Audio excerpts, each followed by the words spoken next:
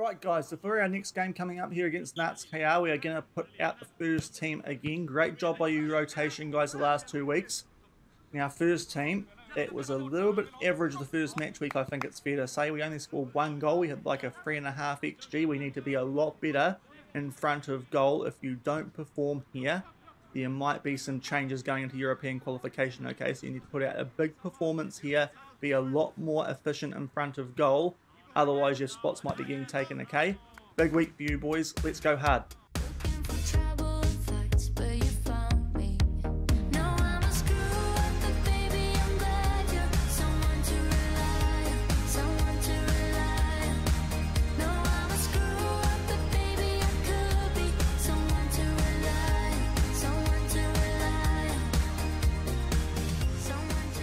Hello everyone and welcome to episode number 118 of Husavik Heroes here on Shaun Does FM. I hope you are doing well, and coming up in today's episode we have a few more new transfers here at Volsungur leading into the next European qualifying cycle. We've also got a league game against Conference League qualifying team in Nats KR, and off the back of that we are going to do our end of European season roundup. So if you are looking forward to this episode, then do remember to go down below, leave a thumbs up on the video, and if you haven't done so already and are enjoying this series here on the channel, also remember to hit that subscribe button and turn that notification bell on as well. It is greatly appreciated. But we have gone forward a little bit off the back of yesterday's episode where we did play the semi-final and final of the Icelandic League Cup. If you missed that one, I'll leave a link to it over in the top right corner. We did pick up our first bit of silverware for 2031, and we have got underway in the domestic league to try and get towards making it yet another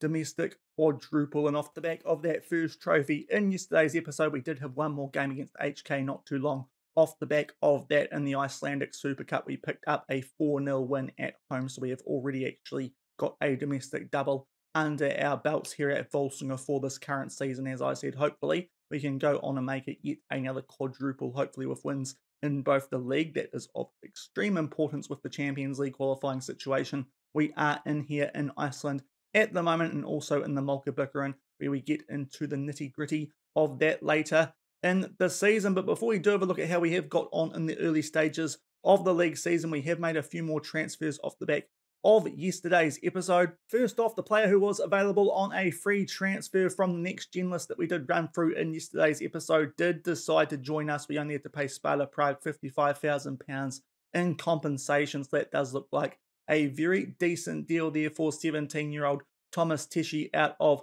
the Czech Republic. Only his 2-star current ability, so it's a little bit lower than what we might have expected from a player ranked 12th on the next gen list for 2031, but 4.5-star potential. He is a striker come right winger and is already developing quite nicely since joining the club and training with the first team. So he's not going to get too much game time in the first team this upcoming season. He might be a player that we do look to loan out to one of the other teams involved in European football here in Iceland for this upcoming season. But that is a good get for a very cheap price there. Thomas Teshi joins us from Sparta Prague on pretty much a free transfer, £55,000 in compensation, after we did spot him yesterday on that next gen listing. He has already made some first team appearances for the senior team at Sparta Prague as well over the last 2 seasons. He's had about 37 appearances for 8 goals, which is not bad at all for a 17-year-old. And back then I suppose he would have been 15 and 16 years old as well. So high hopes for him, even if it will probably take him a year or two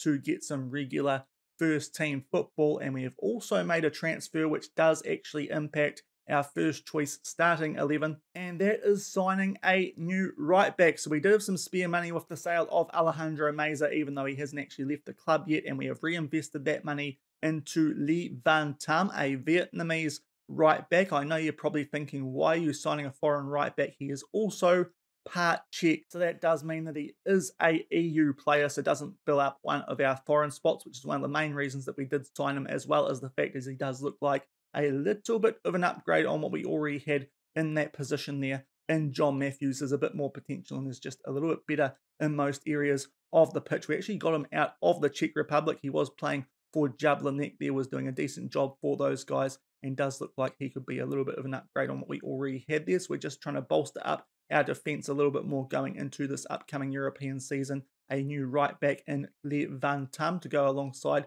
the addition of Kenny Boreal as well. And with that addition, that has meant that we have been able to look to offload John Matthews, and that is indeed exactly what we have done. Of course, we have Ian Carlo as a backup right back here at the club, and with him being homegrown club and nation, it is important that we do keep him around for registration purposes for the UEFA competition. So we have sold a few players who are still here at the club but haven't left yet, because the upcoming European transfer window doesn't open until the start of July, and one of those players is John Matthews. If we make our way down this list, because we haven't got any of these players involved in the team these days, we have sold him to Hertha Berlin, so that's a pretty good transfer there for John Matthews after only a few seasons here at the club, and he will be joining Hertha Berlin for a price of £1 million, also with a percentage of next sale clause included in there for us. And as you can see, just didn't quite have the potential that Levan Tam does have. He does look quite similar in terms of current ability, but Levan Tam just a little bit better, and getting £1 million for John Matthews, not too bad of an effort there, considering we only bought him back in 2029 and signed him for £550,000. Was not doing a bad job at right back for us at all, but we did see an opportunity there to upgrade that area of the pitch, and it did look like a good idea, making about twice the amount of money that we did spend on him a few seasons ago to get him from Bohemian in Ireland. One more player that we have sold from our team here at Volsungur, who will be leaving us going into the start of this upcoming European season, was last season's third choice striker and Kevin Mousy Martins. We no longer need him at the club. He was homegrown nation, but we do have Fabio Mariano, who is going to become homegrown club and nation in about a week or so's time. So we did have the opportunity to get rid of Mousy Martins. Unfortunately, no fellow Icelandic clubs actually wanted him, which was a little bit disappointing. So in the end, we have had to sell him to Venezia in Italy, and he is going to join those guys for £20,000. It's a guy that we picked up on a free transfer, so we're not going to be getting too much money for a player like that anyway, but he did a decent job for us when called upon. But with that 2-star current ability, 2.5-star potential, it did feel like a good time to let him go. We can bring through some younger strikers that we do have now at the club in abundance. But that rounds up a transfer business going into today's episode. I think I said yesterday that we might do a squad run through. We won't quite do that yet. I think we're going to do it in tomorrow's episode, because there are still some parts that I think could change in terms of our ideal starting 11. And a lot of that might actually depend on the result in today's game, because if we go and have a look at our early season form from the domestic league, you'll see there we won a lot of friendlies very comfortably off the back of that Super Cup win. But the first game of the season at home against Phil Kerr, we did put our first choice 11 out for, with that addition of Lee Van Tam. But unfortunately, we did only pick up a 1-0 win here, albeit very, very good performance, but we really struggled in front of goal. Took us until the 86th minute here to get a goal, and that was to Nicholas Zimmerman. So a game we should have won a lot more comfortably, but that is the only game our first team has actually played so far this season. Wanted to save them for this game on camera today, coming up against Nats KR, a team who are in Conference League qualifying this upcoming season alongside the other Nats Reykjavik and HK. So it'll be interesting to see how our first team does get on against these guys. It should be a game that we are winning quite comfortably though. But off the back of that, we put out our rotation team for the next 2 games, and those guys were in much better form. We picked up a 5-1 win away from home there against Fram Reykjavik, and then a 4-0 win at home there against Viking Reykjavik. So our performances so far in the league season with our backup team have actually been better than the first choice team, who are going to play most of our European football for us this upcoming season. But hopefully that team can kick into gear in today's episode. Otherwise, we might have to consider making a few little changes there to our ideal starting 11. And that is one of the reasons why we might just hold off there on that squad rundown until tomorrow's episode. But an early look at the league table, we are unbeaten on 9 points alongside Keflavik. That is our next game off the back of this one against Nats KR, so that could be an interesting matchup indeed. But Nats KR early on are struggling, yet to pick up a win, 1 draw, 2 losses, only on 1 point, and right down there in the relegation fight early on. Hopefully we get a good result here and keep those guys down in that battle, and we can jump up and get a little bit of a buffer, hopefully, on Keflavik over the next few match weeks. HK still up there nice and early in 3rd position, just that 1 draw costing them early on in this upcoming season. But here's what our first team does look like at the moment. We have put Lee Van Tam in there at right back, and also Basaro Gay is back, of course, from that holiday that he took off the back of the international break in yesterday's episode. We have also put in Matthias Aguirre up front. This is one of the areas that I'm not quite sure what we're actually going to do with this season, so that's why we're holding off on the squad preview for the upcoming European season as well. Matthias Aguirre, actually based on attributes, is slightly below Fabio Mariano as our first choice striker at the club for this upcoming season, but there's very, very little in that conversation. So we're going to give Matthias Aguirre a chance as our starting striker because he does have a little bit more potential, and also the fact that he's about 30 centimetres higher than Fabio Mariano as well. That is quite a useful thing in his favour. So we're going to give Aguirre the run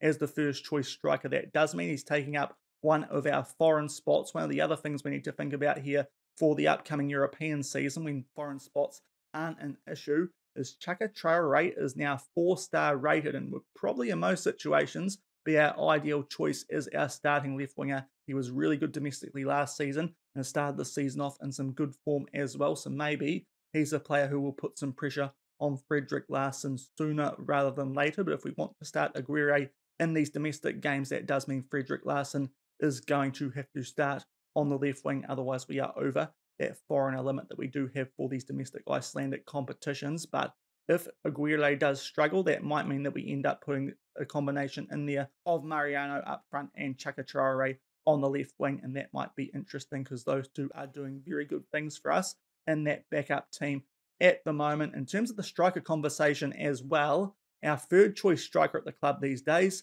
is Jonata. So that will make things very, very interesting. We'll have a quick look here at Jonata. That was the young promising Brazilian we did sign in the most recent transfer window, but that does mean that it's quite interesting in terms of our club captain and Benjamin Rubio. At the moment, it doesn't hurt us too much because he's been injured for most of the pre-season anyway, but maybe it's time that we did part ways with 25-year-old Benjamin Rubio. He is still about a year and a half away from becoming Icelandic if he did opt to take that up. Obviously, that would be of great benefit for the national team. He still does a great job for us when we need him, but he has been very, very injury prone for most of this pre-season since we did win that League Cup in yesterday's episode. And just when I was looking through our squad depth leading into today, when I thought we might be doing the squad preview for this upcoming season, he's actually dropped down now to being our fourth choice striker. He is wanted by 15 clubs at the moment. It might be the time that we do look to move him on, especially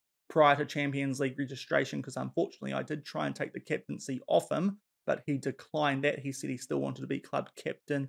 So that's going to be a very interesting sale if we do get rid of him anyway. But I imagine it would be better if we did just get rid of him instead of keep him around and then not register him for the Champions League. That could cause all sorts of headaches. So I'm hoping that if we sell Benjamin Rubio, there's enough other team leaders here at the club to cover for that, and that will affect things a little bit less than what would happen if we kept him at the club and did not register him for the Champions League. So Benjamin Rubio, despite being one of probably my favourite players of the save so far, he banged in the goals when we signed him on a free transfer a few seasons ago. It might be time that we part ways with him, seeing as we do have quite a bit of depth now up front, especially as well with that addition of Thomas Tishi, who will probably be making his way in the first team in a season or two's time. So that is something that we are looking at doing. So I'm not too sure what's going to happen there with that Benjamin Rubio situation. If he does stay around, maybe we do look at loaning out someone like Jonata, but so far, no one does want to loan out the young, promising Brazilian. The only interest in him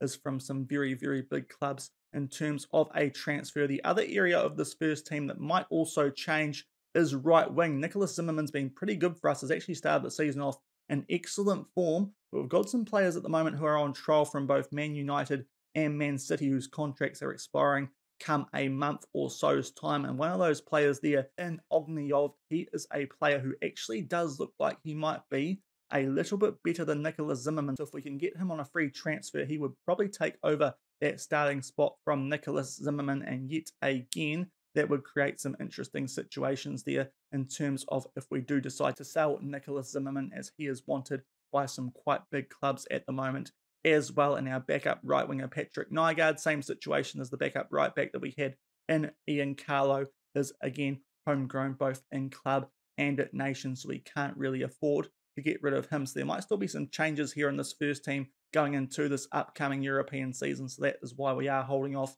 in terms of the squad rundown prior to the next European season. But this is certainly quite a big game for some of these guys. Hopefully they can find their form, and this is going to be, for the most part, the team that we do roll with for this upcoming European season off the back of that scratchy performance against Phil Kerr on the first match week. But we'll get through this game and then get stuck into the end of European season roundup, and we'll come back shortly from the Nuts KR home ground and hopefully keep our unbeaten record going in the league away from home. And our first highlight here does come at the 5-minute mark. We do have a corner. Dumbia puts this into the mixer, trying to pick out Basaro Gay there at the near post. We do have 3 very good aerial threats there at the near post these days, but Nuts KR do deal with it. With them being at home, they are in the black and white stripes. We are still in our home uniform here, despite being away from home. They push us back towards the halfway line. We start to go forward here. Down our left-hand side, Frederick Larsen in there for Rakasan. Tries to put a ball into the mixer. It falls for our Peruvian striker, Matthias Aguirre, and that is exactly what we want to see out of him, with that pressure being put on both him and Frederick Larsen in the starting 11 going into this upcoming European season. It was Larsen plays a ball in there for Kalen Rakasan. We get a little bit lucky there. I think it's a deflection of one of the Nuts KR defenders, or it's a ball there from Zimmerman, but nonetheless, we go 1-0 up here, nice and early away from home. And up to the 10-minute mark now, we are back down the end for yet another corner. Polo, or Ramadan, gets his head on the end of that, comes crashing off the crossbar, and Nuts KR do clear that out for another corner, so we are putting some good early pressure on these guys yet again. Ramadan gets his head on the end of that, goes just over the bar. It will remain 1-0 to Volsungur after 11 minutes, but we do have another highlight here right off the back of those good chances from those corners for us. They pump that deep, but Thiago Polo will tidy things up for us, and we just try and get going out from the back here and hopefully can continue this good start that we have made. And it is Kalen Rakasan who starts to drive forward, does the Romanian international, plays that back for Basaro Gay all the way out to our new left back there, and Kenny Boreal just holds the ball up, plays that back to Gay. Rakasan back out to Boreal. Nice ball there for Zimmerman, but just over the post. We're looking very dangerous early stages in this game, but coming up towards the quarter of an hour mark, it is still 1-0 Volsungur, although we have yet another highlight here right before the quarter of an hour mark. It's a short goal kick. We play that out to Ali Ramadan. He gives it to Kenny Boreal, who has started his Volsungur career off, and quite nice touch, it is fair to say, but we still look to get out from defence here, and we might be doing it now that Dumbia does link up with that man again, Kenny Boreal, and he starts to drive forward. Nice ball there for Aguirre. Can he square this for someone? Back for Frederick Larsen. He gets a shot off. It is blocked, but Kenny Boreal yet again is there to tidy things up for us. Rakasan, nice ball that for Zimmerman. He sneaks it past the goalkeeper. It's a little bit sloppy at the back that from Nuts KR, but that is exactly the sort of start we wanted from our first 11, especially off the back of that first game of the season against Phil Kerr, where, as I showed you guys, we weren't too sharp in front of goal. It is fair to say we are looking a lot better in this one, 2-0 up at the 15-minute mark. And all the way forward to the 28-minute mark for our next highlight, Nuts KR were under pressure. They clear that deep, but we are able to get things under control right on the halfway line. We are trying out a higher defensive line now as well, because I do think our defense is a lot better than when we did first implement this vertical tiki-taka tactic, and there is a goal in the air for Matthias Aguirre. That is one of the reasons he is starting at the moment over Fabio Mariano. He is a lot taller, and that has its advantages, and you saw one of them right there. It is Frederick Larsen, plays that in for Boreal. It's a short ball that from Kalen Rakasan, but really good header there from the Peruvian international to pick up a double. 3-0 Volsungur, just shy of the half-hour mark. And just a minute shy of half-time, we have a free kick right about the halfway line, but this has been a good performance so far. Chance there for Kalen Rakasan, comes off the wrong side of the crossbar, that right at the base of it, but shortly off the back of that, we might get a chance here to make it 3-0 right before half-time, although Nuts KR do win that ball in the air and try and get something going really for the first time in this game that we have seen, albeit we're putting some decent pressure on them here. Hopefully, we can look a bit sharp in defence with that higher defensive line, as we have done over recent years with the standard defensive line. Here's a chance here for Dumbia, but that shot is straight at the Nuts KR goalkeeper, and that will probably do things here for the first half. It has been a very, very good half from us. 18 shots, 8 on target, 3 goals. So outperforming our XG this time around. Nuts KR are yet to fire a single shot in this game. So very happy with how things are going. Hopefully we can keep this up in the second half and continue our unbeaten start to the league season. And up to the 62-minute mark now, we have yet another corner. We're trying to pick out someone again at that near post, comes off the crossbar and doesn't quite find its way over the line. I think that might have been Tiago Polo, usually very good in the air, and he almost gets a goal that time, a little bit unlucky, but we are still in a very strong position as another highlight does start here on the 65-minute mark. Nicholas Zimmerman nearly keeps possession there. Nutskar do deal with it. That's just one thing to notice about our higher defensive line. We do have to retreat a little bit more to get the ball back, so we'll see how that does go leading into this upcoming European season, but I'm hoping that using a higher defensive line might help us out in the European games especially. We didn't need to really change things for domestic games, but it might help us out for the continental competitions. That's a good chance there for Nicholas Zimmerman to grab a double of his own, but a good save there from the Nutskar goalkeeper yet again. We do have a corner. Tiago Polo just puts that wide, still 3-0 with 25 minutes left. And up to the 71-minute mark, we're going to make our first substitution today. Nicholas Zimmerman is down to a red heart. Apparently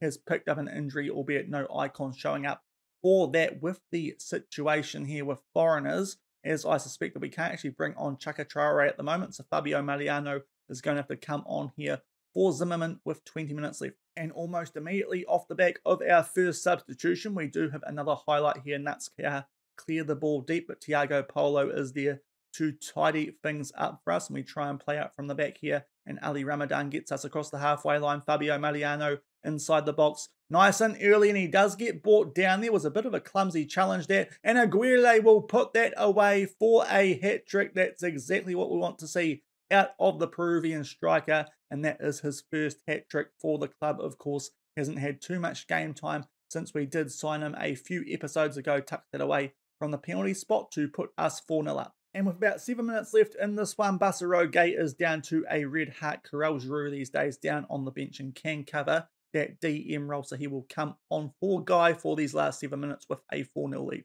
And just 1 minute left of regular time in this game, as well as 3 minutes of injury time added by the referee. And we do have a highlight here playing out from the back, off the back of a goal kick. This has been a very good performance, and Fabio Mariano gets a chance to try and round it off, and that is a wonderful chip. You can see his finishing prowess there in front of goal, despite being quite a short lad.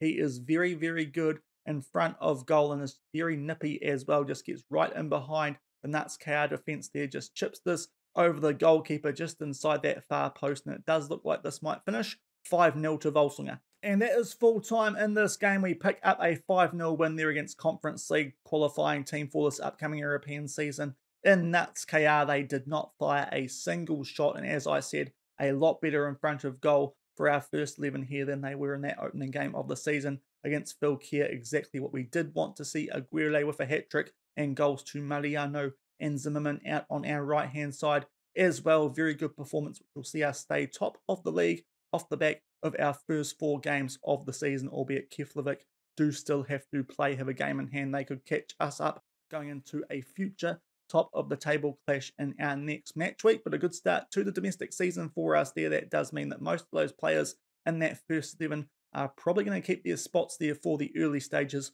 of European qualifying, and we'll come back shortly and get started on the end of European season roundup. And we are back one day before this big top of the table clash against Keflavik, which we might be able to round up for you guys when we do get further on in this little period here and check out the club rankings and league rankings off the back of this most recent European season. But as you can see on screen, we have received some money for Champions League TV revenue, our coefficient pool money, and there is also a Champions League review. So that does mean that all the European competitions have been finished up here for the 2030-31 season. We will start off by working bottom to top in terms of the European competitions. So we're going to start off by having a look at the Conference League. We didn't take too much interest in this one this year after qualifying did finish where some Icelandic teams unfortunately didn't make their way through to the group stages of this competition. But Brighton and Hove Albion will win that for the second time in 5 years. This time we are not the team they defeat in the final. Instead it is Marseille, so they pick up their second Conference League title. So that means that Brighton will be in the Europa League group stages for next season. We work our way up now to the Europa League. Of course, we got knocked out in the second knockout round by Arsenal in this competition, and they fell to defeat in the final to a fellow English team there in Leicester, losing the final 2-1. Arsenal did make their way all the way through to the final. We'll just go back a little bit and check out on who Arsenal also defeated on their way to the final. They beat Bologna fairly comfortably, similar scoreline to what they defeated us by their 5-3 on aggregate. And we go back to the quarterfinal, and they made their way through that extremely comfortably, 5-0 on aggregate there over Freiburg. So we didn't do a bad job there, losing out to an eventual finalist in Arsenal, but in the end, they lose that final to Leicester City. So that does mean Leicester will have Champions League football to look forward to next season. And we make our way up now to the Champions League, and Manchester United win it for a second time in 4 years. And also it's the 4th year in a row that the Manchester club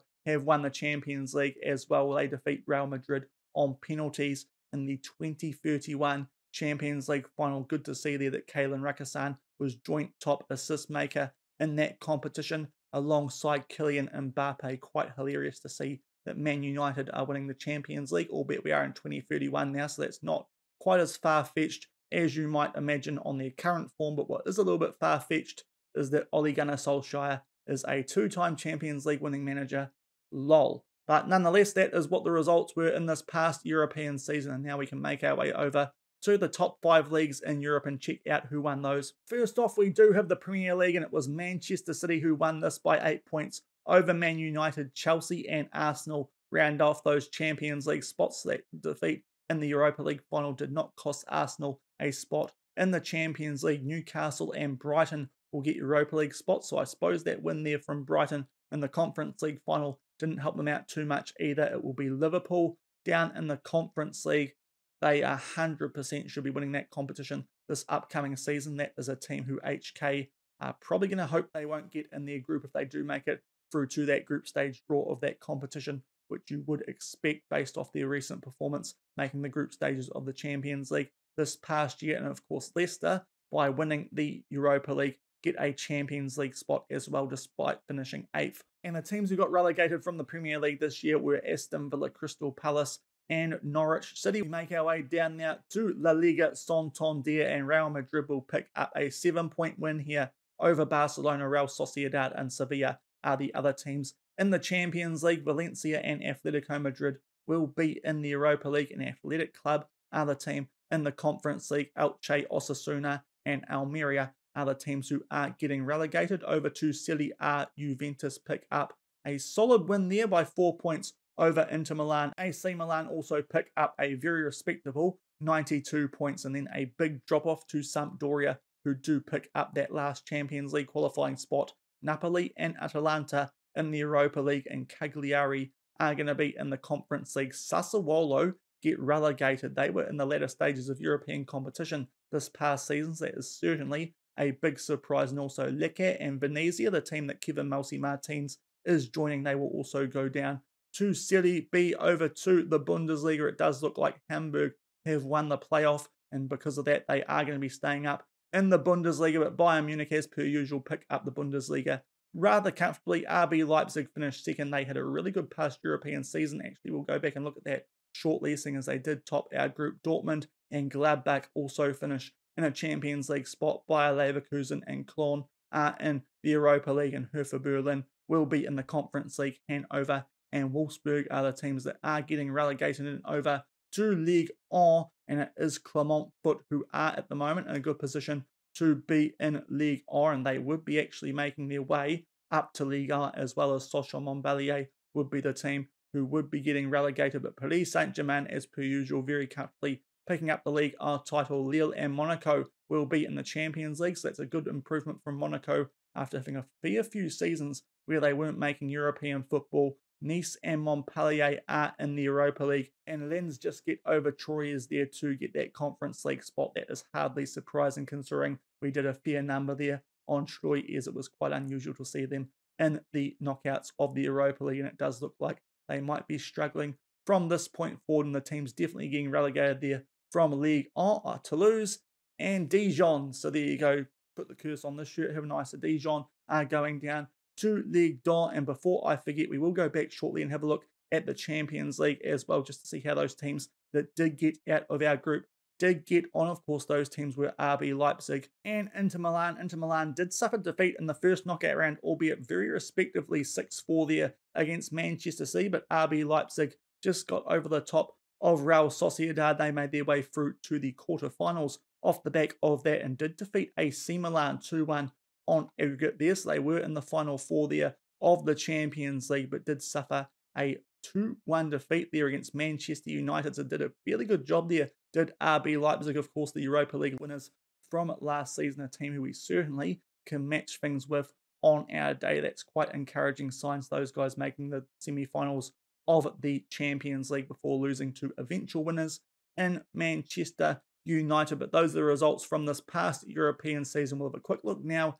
at the coefficient before things do tick over for this upcoming season. We were on 16th going into this season. It does look like we are going to be tied with Denmark at the end of this coming season if we just flick over to where we should end up. And it does look like we are going to stay in 16th place. So that's quite encouraging. We're not going up, which is certainly what I was hoping would happen, but we're not going down either. Although even if we did drop down a place, we'd keep exactly the same spots that we did already have in terms of the domestic league and qualification places anyway. So we're just holding our ground. We certainly probably should have gone up a little bit further, but in the end we got a pretty harsh draw there, getting Arsenal in the second knockout round of the Europa League. We get someone else and we might have been able to make our way a little bit deeper in that competition and potentially could have jumped above some nations like Russia, Greece, Turkey and Ukraine, but we stay where we are at the end of this current European season going into the next season. It does look like we might drop down a place there. I'm not too sure exactly what the deciding factor there is between us and Denmark, but nonetheless that should mean there's no changes to the spots that we do have for the domestic league for this upcoming season here in Iceland as well. So that's the European results from this past season. We'll come back shortly, get stuck into the rankings and see if we've moved up those in any capacity. And we've had to go forward a few weeks to get to the rankings off the back of this past European season. Before we do get into that though, we are certainly finding our form domestically here. A good 6-1 win away at Keflavik there, including a hat-trick to Nicholas Zimmerman. But off the back of that, some great form from our backup team, albeit the first of those games was against some fishermen, but Fabio Mariano scoring 5 goals there in a 13-0 win in the second round of the Mulkabika and Chaka Traore also picking up a hat-trick, so that's certainly making things interesting for those starting spots in the first 11, both up front and on the left wing. But off the back of that, we did put out a team closer to our first choice there against Nats, who are the other team who will be taking part in Conference League qualifying this upcoming season. We did pick up a 9-0 win there. We are starting to have to rotate some players though, because a few are going away shortly for the Under-21 World Cup, so that could have a little bit of an impact in between now and our first Champions League qualifying games coming up in I think about a month and a half's time. So that's actually quite a way away, but we have had our rankings for this past season. In terms of the domestic league here in Iceland, we shoot up from 30 to 25. That's a good little rise, hopefully, that can keep improving the prize money here in this division. And in terms of the overall club rankings, we do just slightly move up, which is a little bit surprising considering we did get knocked out fairly early on there in the Europa League, but we move up from 16th to 13th. Man United are top of the table over Manchester City, but we are in a really prime position there, splitting both Liverpool and Dortmund, so we might not be too far, potentially, off becoming a pot 2 team for the Champions League draw. You would think, having moved up from 16th to 13th on the European rankings. So those are what the rankings do look like off the back of this past European season. We'll come back shortly when we find out who we're getting in the second qualifying round of the Champions League. And we've only gone forward a few more days off the back of those rankings, and we have got our draw for the first round that we are in the second qualifying round of this upcoming Champions League cycle, and we are taking on the winner of the tie in that first qualifying round between Trepcar 89, they are from, if we have a look, Kosovo, so that would be a team we certainly should be beating, although let's face it, we should certainly be making our way through to the group stages of the Champions League at this stage of the save anyway. And the other option, probably more likely option here, is Beitar Jerusalem out of Israel, being a 3-star reputation club. You'd like to think that would be the team who does win that tie, so we might have a tie coming up there for the start of this upcoming European cycle against Beitar Jerusalem, or if there is an upset, it could be Trepcar 89 out of Kosovo. But that will do it for today's episode. I spent far longer than I meant to there going through those changes that we were looking at for that first team earlier. But if you did enjoy today's episode with that end of European season roundup, and that quite nice win there over Nuts KR in the league. Then do remember to go down below, leave a thumbs up on the video, and if you haven't done so already and are enjoying the series here on the channel, also remember to hit that subscribe button and turn that notification bell on as well. I'll have a look when our first game of the Champions League qualifiers is, and it is still quite a way away. I will try and get to that one for tomorrow's episode if I can. Otherwise, we might come back for that league game against HK. That could very much be a top of the table clash, that one, and would just give me a chance to not have to rush things quite so much, because there's about 11 games, I think, there in between where we are currently and that first game of Champions League qualifying. And we can also hopefully have a look at our squad prior to this upcoming European season there as well, and we should have things mostly locked into place by the start of July for this upcoming European season. So we'll come back tomorrow probably with that HK game. Not too sure if I'm going to make it all the way to that first game in Champions League qualifying and do our squad roundup for this upcoming season. So until then, thank you very much for watching. Keep on keeping on, and I'll see you then. Cheers.